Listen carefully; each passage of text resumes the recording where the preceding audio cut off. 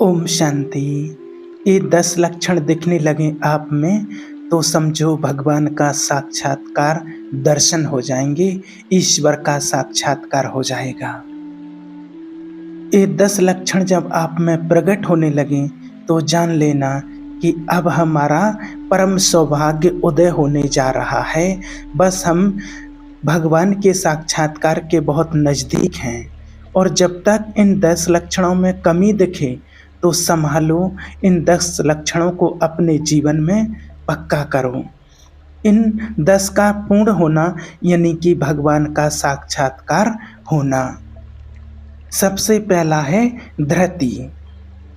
किसी भी प्रकार का संकट, अपमान, विपरीतता, प्रतिकूलता, दुख आ जाए, पर जो हमने ईश्वर की प्राप्ति का लक्ष्य लिया है, चाहे वो गृहस्थी में हो या फिर कुमार हो कुमारी हो, भगवत प्राप्ति का लक्ष्य लिया है, अब वो नहीं छूट सकता है, चाहे कुछ भी हो जाए।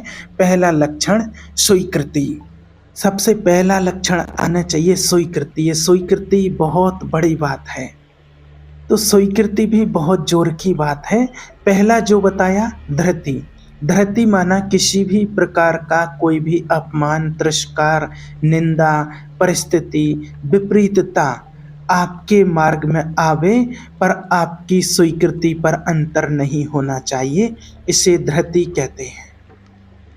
ये बहुत आवश्यक है ईश्वरीय मार्ग के पथिक को, ईश्वरीय मार्ग में चलने वाले को। जो स्वीकृति की हुई है उस पर कोई विवक्ष नहीं पड़ना चाहिए। जो होना हो सो हो जाए, हमारी स्वीकृति नहीं बदलनी चाहिए। कोई भी परिस्थिति, कोई भी विपरीतता, कोई भी अपमान हमारी स्वीकृति में अपमान नहीं डाल सकता। मृत्यु स्वीकार करना अच्छा है, पर स्वीकृति में अंतर नहीं आनी चाहिए। वही स्वीकृति ईश्वर को प्राप्त करा देगी। हमारी धृति इतनी कमज़ोर हो जाती है कि प्रतिकूलता के आभास मात्र में हम छोड़ देते हैं। प्रतिकूलता तो है ही नहीं, प्रतिकूलता की आभास में कि शायद प्रतिकूलता आ जाए और इसमें ही हम भाग पड़ते हैं। भगवान कहते कायरों का मार्ग नहीं है ईश्वर को प्राप्त करना। अज्ञान को छोड़िए। अगर हम प्रभु को छोड़ देंगे तो क्या दुखों से बच जाएंगे? हम भगवान का रास्ता छोड़ करके, भगवान का सहारा छोड़ करके तुच्छ विषयों की तरफ कदम बढ़ा देना, स्वीकृति आपकी बहुत कमजोर है। कितना भी संकट आवे, धैर्य नहीं छोड़ना, सब कुछ सहना है और भगवान का नाम लेना है, ईश्वर को याद करना है। भगवान को याद करेंगे, निरंतर उसमें विश्वास रखेंगे तो कहा जाता है काल पर भी विजय पालोगे। सब कुछ सहना है पर ईश्वर को नहीं छोड़ना है। जो धरती यानी कि धैर्यवान जो पुरुष होते हैं, जो आत्माएं धैर्यवान होती हैं, भले उसके लिए कष्ट सहन करना पड़े, जो कष्ट सहता है धैर्यवान होकर के, और आने वाले समय में उसके आगे सब नतमस्तक होते हैं, क्योंकि वो आत्मा धैर्यवान है। और अगर धरती नहीं है तो परमार्थ का वेश भले हो लेकिन परमार्थ की स्थिति नहीं होगी। इसीलिए धैर्य आवश्यक है। ऐसा धैर्य हो हमारे अंदर कि कोई भी परिस्थिति, कैसा भी समय आए, लेकिन हमें विचलित ना कर सके। और बहुत गंभीरता से ये पहला लक्षण है ईश्वर को प्राप्त करने का। और जिसके अंदर ये 10 लक्षण आ जाते हैं उसको ईश्वर का साक्षात्कार हो ही जाता है। चाहे जितनी निंदा हो, अपमान हो, तिरस्कार हो, संकट आवे, विपत्ति आवे, परवाह नहीं, तो हर विपत्ति संपत्ति बन जाएगी। आप देख लेना। जो धैर्यवान होकर परमार्थ में ईश्वर के कार्य में होकर के चलता है तो लौकिक और अलौकिक सिद्धियां, सफलता उसको सब कुछ प्राप्त होने लगती हैं। और दूसरा लक्षण है क्षमा। अपने साथ अगर कोई बुराई भी कर रहा है, अगर ईश्वर प्राप्ति करनी है तो संसारिक व्यक्ति तो इन बातों को समझ भी नहीं सकता है, क्योंकि उसका उद्देश्य अंतःकरण में नहीं। संसारी पुरुष तो भोगों को भोगने में और उसी में सुखी होना समझता है। अभी अज्ञान है, वो नहीं समझता है। ये ईश्वर के मार्ग में चलने वाले के लिए है क्षमा। कहते हैं लोग, जब क्षमा की बात आती है कि सामने वाला शब्द बोलते ऐसे बोलते तो हम कैसे चुप रह सकते हैं। तो पहले ये देखो कि सामने वाला है कौन। अगर संसारी हैं हम तो संसारी दिखाई देगा, लेकिन अगर अपने को ईश्वर की संतान आत्मा समझते हैं तो सामने वाला भी आत्मा ही ईश्वर की संतान वो भी है, वो दिखाई देगा। हमें वो ही तत्व दृष्टि होनी चाहिए जिसकी प्राप्ति के लिए हम निकले हैं। अभी इसी क्षण से वो अभ्यास शुरू करो। क्षमा, अपने साथ बुराई करने वाले को दंड देने या दिलाने की पूरी शक्ति होने पर भी, दंड देने या दिलाने की पूरी शक्ति होने पर भी, आज्ञा करने पर ही विध्वंस मच जाएगा। ऐसा होने पर भी ना तो शरीर से दंड दे, ना वचन से दंड दे, ना किसी से प्रेरित करके दंड दिलवाए, और उससे अपने अंदर से वासना निकले, उसके प्रति शुभ भावना निकले कि ना तुम्हें इस लोक में दंड मिलेगा, ना उस लोक में दंड मिलेगा। मेरे अपमान, मेरे निरादर, मेरी निंदा, मेरे तिरस्कार का तुम्हें कहीं दंड ना मिले। तुम्हारी बुद्धि शुद्ध हो, स्वस्थ रहो और भगवान आपसे प्रसन्न हो। ये है परमार्थ पर, ईश्वर के मार्ग पर चलने का, भगवान को प्राप्त करने का मार्ग। जो निंदा अपमान करे, तिरस्कार करे, उसके लिए भी हमारे दिल से उसके लिए शुभ भावना निकले। कितना भी अपमान, कितना भी क्लेश या निंदा करे, उसके लिए ना मन से अमंगल भाव हो, ना वचन से हो, फिर भी उसके लिए कभी गलत विचार नहीं सोचना है। किसी को बताना भी नहीं है कि हमारे साथ ऐसा किया है। उसके लिए ऐसे ही समझना है जैसे अपने दांत से अपनी जिह्वा कट जाती है तो किसको दंड दे, अपनी ही पीड़ा पहुंचा रही है किसको दंड दे। ऐसे उसको देखना है आत्मस्वरूप में कि वो भी आत्मा परमात्मा की संतान है। फिर सुनना ध्यान से, अपने साथ बुराई करने वाले को दंड देने या दिलाने की पूरी शक्ति रहने पर भी उसको दंड देने या दिलाने की भावना मन में भी ना आए, और उसके हर अपराध को सहकर यही भावना रखें ईश्वर से कि उसके लिए सुख पहुंचे। उसको ईश्वर का साक्षात्कार होता है, इसको क्षमा कहते हैं। जब कोई गाली दे, अपमान करे, तब ये भाव आवे कि भगवान इसका मंगल करे, इस आत्मा का कल्याण हो जाए। देखिए, जब कोई प्रशंसा करता है तब तो कोई भी आशीर्वाद देने के लिए तैयार हो जाता है, उससे खुश हो जाता है। लेकिन जब कोई अपमान करे तब भी उसके लिए वो ही शुभकामना निकले, कोई अमंगल सोच भी उसके लिए ना करना। तो पहला धरती और दूसरा हो गया क्षमा, और तीसरा है दम। दम कहते हैं इंद्रियों को विषयों से हटाकर प्रभु में लगाना, ईश्वर के मार्ग में लगाना। हमारी इंद्रियां तो भोग भोगना चाहती हैं, उनका स्वभाव बन गया है दुर्वासना। विषय इतने प्रबल हो रहे हैं कि इंद्रियों को अधीन कर लिए हैं, और इंद्रियां इतनी प्रबल हो रही हैं कि मंथन करने वाली मन को अधीन कर रही हैं। मन इतना ऐसे स्वभाव वाला हो गया है कि बुद्धि को अधीन कर रहा है, और अब बुद्धि विषय में सुख मान करके और सारे छूट देती जा रही है, और इंद्रियां भोगों में, सुख में विचरण कर रही हैं। जो ईश्वर को प्राप्त करने वाला उपासक है, वो आत्मा है, वो इन सब चीज़ों से परे होते हैं। यानी कि इंद्रियों को कंट्रोल करना थोड़ा कठिन तो है। कामा संजायते क्रोधा, जो हमारी कामना बन जाती है कि मैं भोगूं, और जब उसमें बाधा पड़ जाती है तो क्रोध आ जाता है। बस ये कामना संकल्प ना बन पावे तो बहुत जल्दी इससे बच जाएंगे।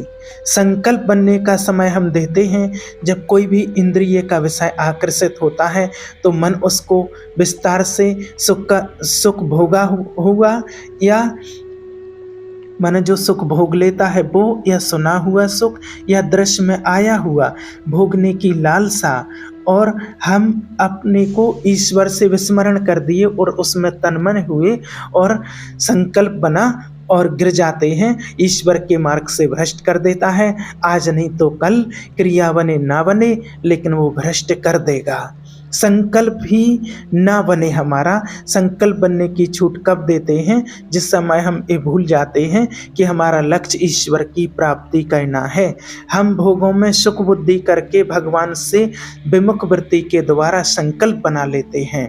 जब हमको ये पता है कि इन भोगों में सुख नहीं, सच्चा सुख तो ईश्वर को प्राप्त करने में है, तो फिर संकल्प कैसे बन गया?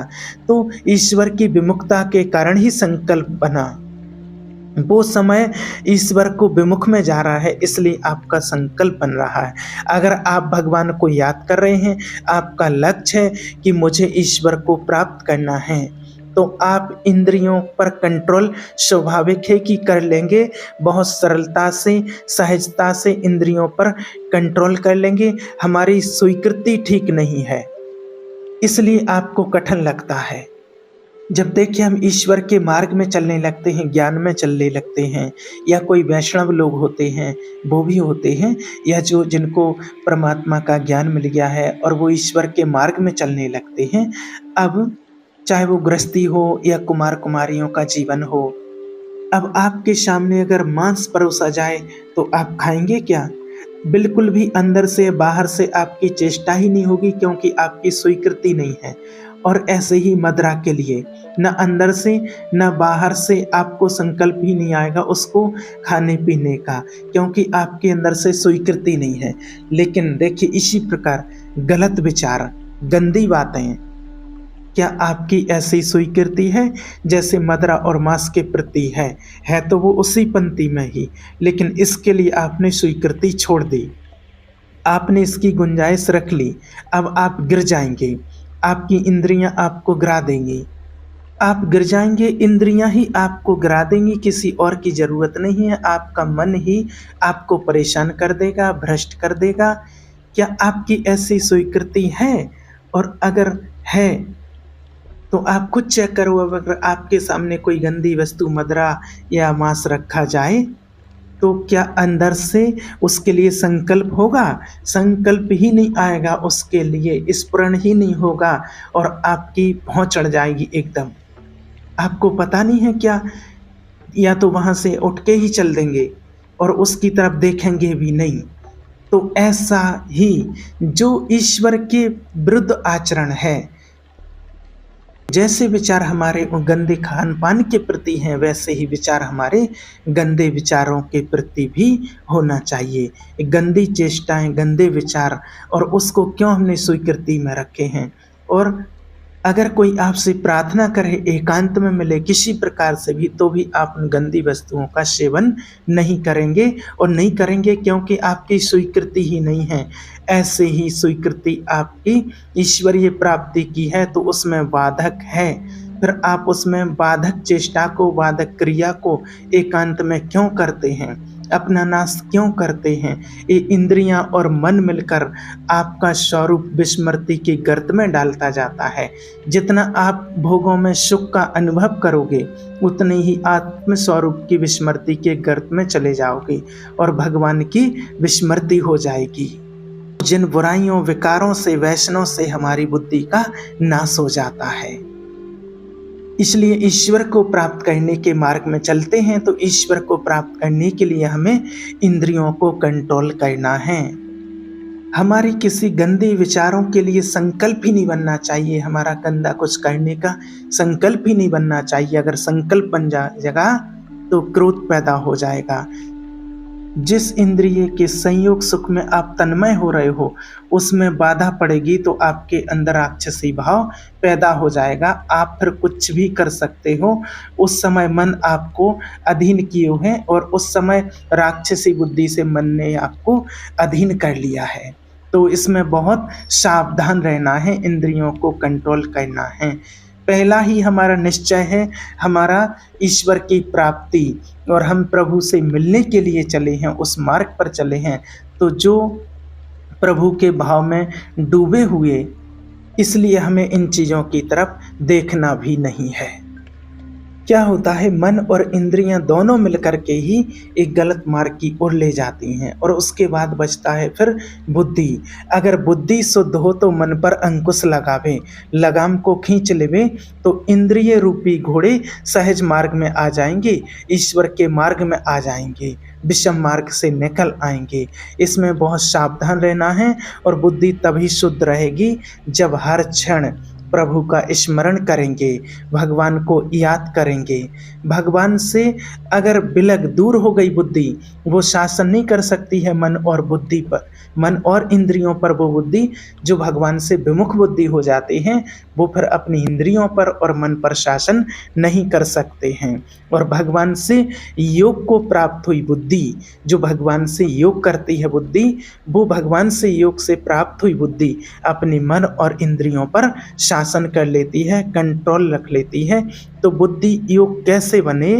अगर ईश्वर के मार्ग में चलते हो, परमात्मा को याद करते हो, तो बुद्धि भगवान से युक्त हो जाएगी, भगवान में तन्मय हो जाएगी, इतनी सामर्थ्यशाली हो जाएगी, आप जहाँ चाहोगे वहीं बुद्धि उस रथ को खड़ा कर देगी। बुद्धि इतनी सामर्थ्यशाली होगी, जहाँ चाहेगी वहीं रथ को खड़ा कर देगी। लगाम होता है मन, घोड़े हैं इंद्रियां, शरीर है रथ, और बैठी है इसके अंदर आत्मा, और हाँक रहा है सारथी बुद्धि। जब मन रूपी लगाम अपने शासन में हो, बुद्धि के शासन में, कंट्रोल में हो, तो इंद्रिय रूपी घोड़े अपने आप कंट्रोल में रहते हैं।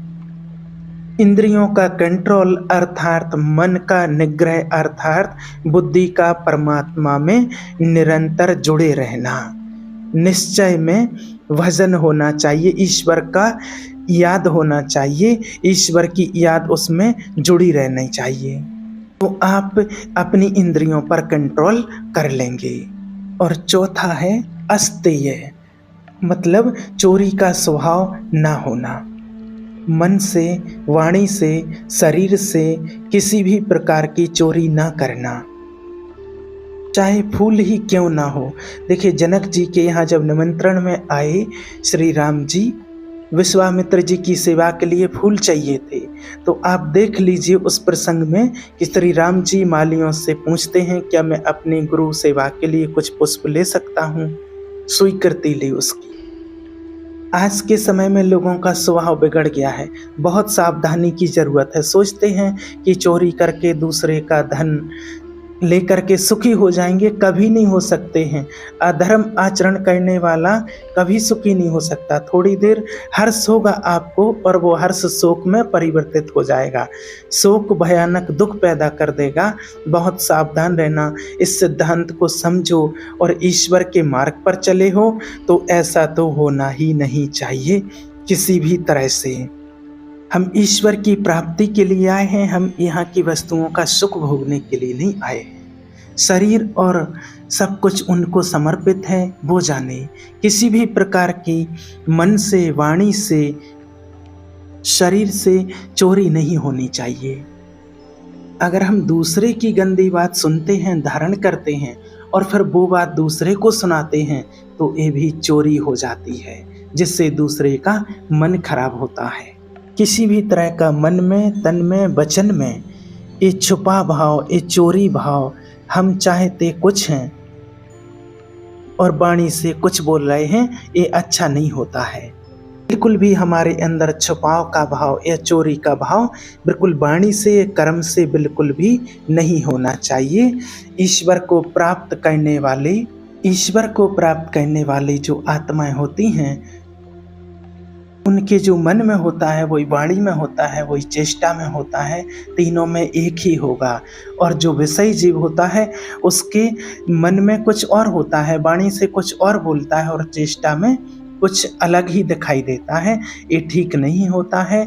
जो मन एक, वचन में एक, आचरण में एक, वही तीनों का मिलान कर लो, एक जैसा होना चाहिए। अब पांचवा आता है पवित्रता। ईश्वरीय मार्ग में चलने वाले को बाहर और भीतर दोनों तरफ से पवित्र होना चाहिए। आजकल तो सुंदरता बढ़ रही है लेप आदि से जो आजकल चल रहे हैं, लेकिन उससे पवित्रता नष्ट हो रही है, पवित्रता नहीं मिलेगी। आजकल तो लोगों को पवित्रता का ज्ञान ही नहीं है और इसीलिए कहा जाता है कि पवित्रता तो खत्म होती जा रही है, पशुता बढ़ती जा रही है। शौच आदि में क्या शुद्धि रखना है वो भी आजकल तो लोगों को ज्ञान नहीं है। लेकिन जो ईश्वरीय मार्ग पर चलते हैं, ईश्वर के पथक होते हैं, सत्य के मार्ग में चलने वाले, ईश्वर को प्राप्त करने वाले, उनको इन बातों का विशेष ध्यान रखना होता है। आहार के समय बहुत शुद्धता होनी चाहिए, पवित्रता होनी चाहिए, उस समय विचार बहुत शुद्ध होना चाहिए। खासकर आहार भोजन के समय बहुत शुद्ध पवित्र रहना है, क्योंकि जैसे हम आहार माना भोजन स्वीकार करते हैं जिन विचारों से, वैसा ही हमारा स्वभाव बनता जाता है, उसी ओर हम बढ़ते चले जाते हैं। पवित्र भोजन, पवित्र चिंतन करते हुए, इसलिए पहले भगवान को भोग लगाया जाता है और एक एक निवाले में भगवान को याद किया जाता है और फिर 24 घंटे में उसका प्रभाव कितना अच्छा पड़ता है। बाहर से आपका शरीर पवित्र होना चाहिए, उसके लिए दिनचर्याएं हैं, पवित्रता का निर्वाह करना, बहुत सावधानी रखनी है इस चीज़ में। आजकल तो कई लोग शौच होकर के टिश्यू पेपर आदि उपयोग करने लगे हैं और इसको बहुत बड़प्पन मानते हैं, इसको बहुत बड़ा मानते हैं, पानी आदि ही नहीं लेते हैं। ऐसे में कैसे भगवत प्राप्ति, ईश्वर की प्राप्ति कर सकते हैं, कैसे सद्विचार आएंगे? इसके लिए बाहरी और भीतरी दोनों पवित्रताएं चाहिए। बाहरी पवित्रता, शरीर की शुद्धि, शौच के बाद स्नान आदि करके शरीर को शुद्ध पवित्र करना, ये होती है बाहरी पवित्रता। और शौच के लिए तो कोशिश करो उतना ही वस्त्र धारण करो जितना आपको धोना हो, तभी आप ईश्वर के मार्ग में चल सकते हैं, नहीं तो बुद्धि काम नहीं करेगी। ये होती है शरीर की शुद्धि। और अगर आप ऐसे पवित्र नहीं रहेंगे तो आपका फिर ईश्वर को याद करने में मन नहीं लगेगा। बाहरी पवित्रता और आंतरिक पवित्रता, छल कपट ये अंदर ना रहे। राग, द्वेष, कपट, छल, अभिमान, इन विकारों का नाश होने पर हमारा अंतःकरण स्वच्छ होता है। ये विकार सब नष्ट हो जाएंगे। आप परमात्मा का ध्यान कीजिए और भगवान का सत्संग सुनते रहिए। तो दोनों आंतरिक और बाहरी पवित्रताएं दोनों आवश्यक हैं। पवित्रता जीवन में बहुत जरूरी है। अगर पवित्रता नहीं तो फिर सेवा और सिमरन दोनों में मन नहीं लगेगा आपका। आपका वस्त्र भी पवित्र होना चाहिए, पानी से आप निखार लीजिए उसको, तब आपको अच्छा मन लगेगा ईश्वर को याद करने में। ये जिनको भगवत प्राप्ति करनी है उनके लिए लक्षण बताए जाते हैं, जिनको ईश्वर को प्राप्त करना है। और हम किसी को छूने की चेष्टा ना करें। हमें कोई छू रहा है तो वो एक उसकी अलग बात हो जाती है। हम किसी को पहले से छूने की चेष्टा ना करें। हमारे अंदर मंत्र चल रहा हो ईश्वर को याद करने का। फिर है छठवां, शब्द, स्पर्श, रूप, रस, गंध। इस बात को ध्यान से सुनना। इनका ऐसा प्रभाव है कि ये ऑटोमेटिक खींच लेते हैं। जैसे अभी कोई ध्वनि बजने लगे तो क्या सुनाई दे रहा, सुनने लगे, उसका प्रभाव पड़ा शब्दों का। अभी कोई चीख दे तो शब्द का प्रभाव पड़ा। ऐसे रूप का प्रभाव पड़ता है, कोई सुंदर दिखे, ऐसे रस का प्रभाव पड़ता है, गंध का प्रभाव पड़ता है, स्पर्श का, किसी को टच करने का। इसी प्रभाव को जीत ले जो, वो ईश्वर को प्राप्त कर लेते हैं। हम तो ईश्वर के रूप के आशिक हैं। अब सामने कोई भी रूप आ जाए उसमें आसक्ति ना हो। इससे क्या होगा, शब्द, स्पर्श, रूप, रस, गंध पर आप विजय प्राप्त कर लेंगे। ये जो हमारी इंद्रियां स्पर्श सुख में, देह सुख में, स्पर्श सुख में, देह में, रूप में, रस में, गंध में, शब्द में हमें भगवत प्राप्ति करने में बाधक डालती हैं। इसलिए हमें इनका परिवर्तन करना होगा। हमें ईश्वरीय प्राप्ति में बाधा डालती हैं।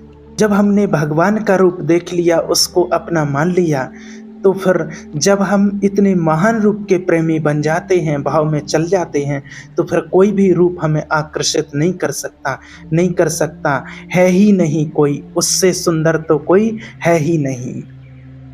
आपका लक्ष्य बन गया है ईश्वर प्राप्ति, तो आप ऐसे कोई शब्द ना सुने जो आपके मन को खींच ले। ऐसे कोई रूप को ना देखें जो रूप रास के दर्शन के लिए हम हृदय लालायित करना चाहते हैं। हमारी इंद्रियों को ऐसा कोई रस, ऐसा कोई ज्ञान इंद्रिय का रस, ऐसा कोई स्पर्श जो आपको भ्रष्ट कर दे अपने मार्ग से। जो ईश्वर प्राप्ति की लालसा में होते हैं उनको शब्द, रस, रूप, गंध इस पर विजय प्राप्त किए होते हैं या इस पर विजय प्राप्त करना चाहते हैं। सातवां है धी अर्थात बुद्धि। आपका आहार सात्विक होगा, भोजन सात्विक होगा, आपका संग सात्विक होगा, आपकी वार्ता सात्विक होगी तो आपकी बुद्धि भी सात्विक हो जाएगी।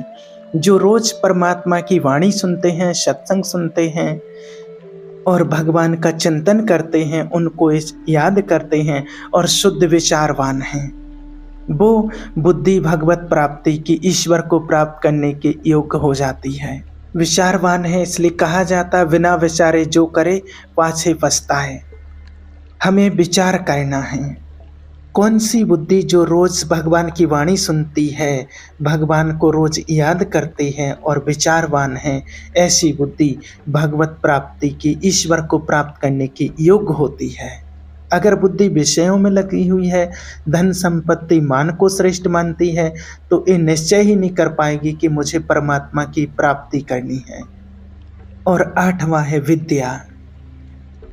कभी कभी प्रश्न आता है कि जब ईश्वर के मार्ग में चलना है तो पढ़ना लिखना क्या व्यर्थ है, क्यों पढ़े लिखें।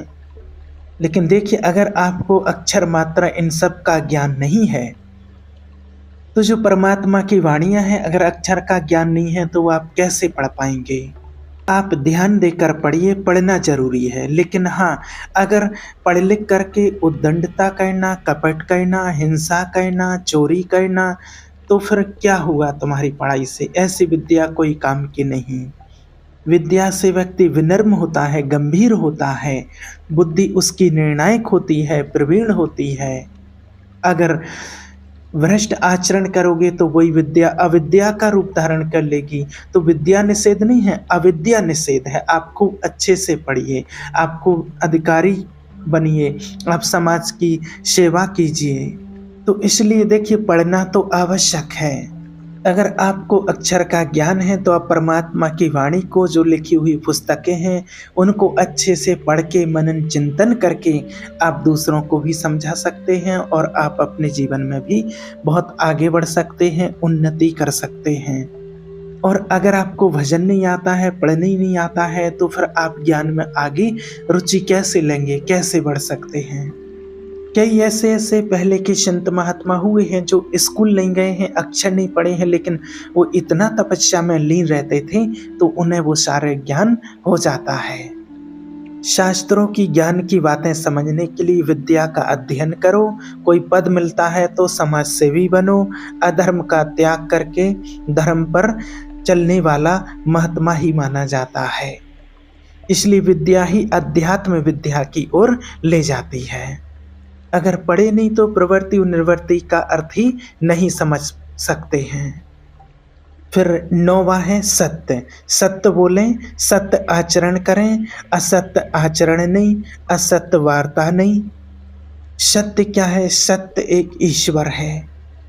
सत्य क्या होता है? जैसे अंतःकरण और इंद्रियों में आपने निश्चय किया है वैसा ही बोलिए।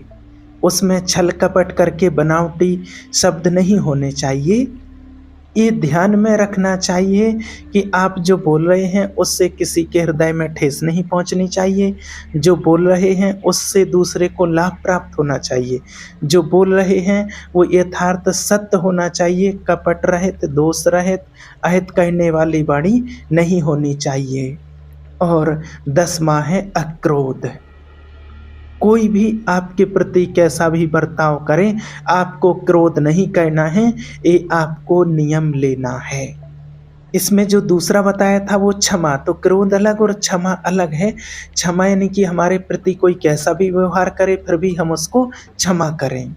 अब जो हमें क्रोध दिला रहा है तो हमें ये नियम लेना कि हमें गुस्सा नहीं करना, वो तो क्रोध दिलाएगा। जब आप ईश्वरीय मार्ग पर चलते हैं तो आपको अंदर और बाहर से ऐसी परिस्थिति आएंगी कि आपको क्रोध आवे, आपके अंदर की वृत्ति बिगड़ेगी। बाहर का ऐसा व्यवहार, आपका साथी, आपका मित्र, आपके साथ रहने वाला आपसे विपरीत ऐसी चेष्टा करेगा।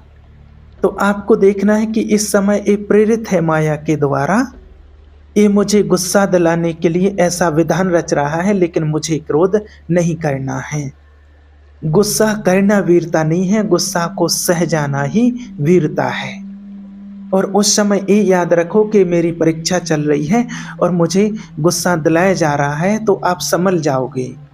बस ये याद रहे कि मेरी परीक्षा चल रही है, मुझे गुस्सा नहीं करना है।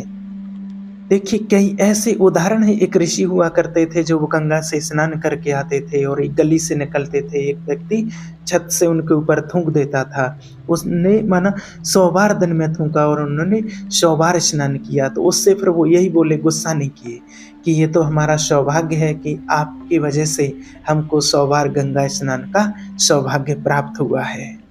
तो हो सकता है हमारे साथ ऐसा व्यवहार हो कि हमें क्रोध आवे, तो हमें तुरंत सोचना है कि ये हमें क्रोध दिलाने के लिए हमारी परीक्षा हो रही है। इसलिए आप निरंतर उस टाइम पर परमात्मा को याद करो, लेकिन आपको गुस्सा नहीं करना है। अपनी कोई बुराई करके, कोई प्रतिकूल व्यवहार करके कोई क्रोध दिलाना चाहता है, आप अक्रोध, आपको उस टाइम पर क्रोध नहीं करना है, गुस्सा नहीं करना है। और उसके प्रति ऐसी भावना रहे कि इसने जो मेरे साथ व्यवहार किया, इसको कभी दंड ना मिले और उसका मंगल हो। मन वचन कर्म से इसने जो अपकार किया, इसको कभी अपकार ना मिले, इसको ना यहाँ दंड मिले, ना इसको भगवान दंड दे। ये जो क्रोध है ये हमें दिलाने की चेष्टा कर रहा है, इसलिए हमें सावधान रहना है, गुस्सा नहीं होना है। और ध्यान रखना, जब ये नियम लेते हैं ना, तभी बहुत जल्दी और ऐसी परिस्थिति सामने आती है गुस्सा कराने वाली। तो देखिए जो कुछ भी होता है बाहरी व्यवहार में या मन में, उसको हमको सहना है, क्रोध नहीं करना है। तो ये जो 10 प्रकार के लक्षण बताए गए हैं, अगर आप इनको सावधानी पूर्वक धारण करेंगे और अगर ये लक्षण हैं तो आपको ईश्वरीय प्राप्ति निश्चित है। ओम शांति।